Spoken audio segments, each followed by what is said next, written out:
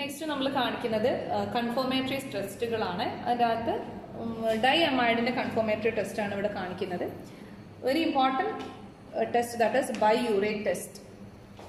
A little of the substance is heated strongly in a boiling tube. ഞാൻ കുറച്ച് compound എടുത്തു. Dry boiling ട്യൂബോ അല്ലെങ്കിൽ test tube ആയിരിക്കണം, micro test tube ആയിരിക്കണം. നന്നായിട്ട് ഹീറ്റ് ചെയ്യാം. ഹീറ്റ് ചെയ്യുന്ന സമയത്ത് നമ്മളെ കോമ്പൗണ്ട് എന്ത് ചെയ്യും? മെൽറ്റ് ചെയ്യും. അപ്പോൾ നോർമലി മെൽറ്റ് ചെയ്തതിന് ശേഷം നമ്മൾ എന്ത് ചെയ്യുക? അത് എക്സ്ട്രാ ഒന്നും ചെയ്യാണ്ട് അത് നോർമലി വെച്ച് എന്ത് ചെയ്യുക? കൂൾ ചെയ്യാം. നമ്മളിത് കുറച്ച് നേരം കീപ്പ് ചെയ്തു. നമ്മളുടെ കോമ്പൗണ്ട് മെൽറ്റ് ചെയ്തത് വീണ്ടും റീക്രിസ്റ്റൽ മീൻസ് അത് വീണ്ടും എന്ത് ഫോം ചെയ്തിട്ടുണ്ട്? റെസിഡ്യൂ ഫോം ചെയ്തിട്ടുണ്ട്.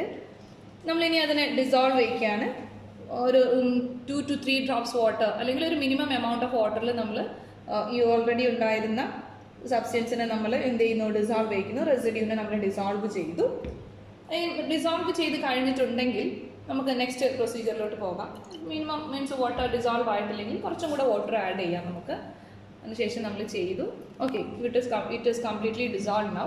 After that we want to add a little of copper sulphate and a little of NaOH also. ഞാൻ ആദ്യം കോപ്പർ സൾഫേറ്റ് ആണ് ആഡ് ചെയ്യുന്നത്. ഡയല്യൂട്ട് ആയിട്ടുള്ള കോപ്പർ സൾഫേറ്റ് ആണ് നമ്മൾ എടുത്തിട്ടുള്ളത്. അതിനുശേഷം നമ്മൾ ഡയല്യൂട്ട് ആയിട്ടുള്ള NaOH നമ്മൾ ആഡ് ചെയ്യുന്നു. ഓക്കെ, നമുക്കിപ്പോൾ കറക്റ്റായിട്ട് കളർ വന്നിട്ടുണ്ട്. A violet colour. The presence of violet colour confirm that compound is a diamide. ഇതാണ് ഏറ്റവും ഇമ്പോർട്ടൻ്റ് ആയിട്ടുള്ള ഡൈഅമൈഡിൻ്റെ കൺഫോർമേറ്ററി ടെസ്റ്റ്. ഇതിൻ്റെ കളറ് നമുക്ക് ക്ലിയർ ആയിട്ട് കിട്ടിയിട്ടുണ്ട്.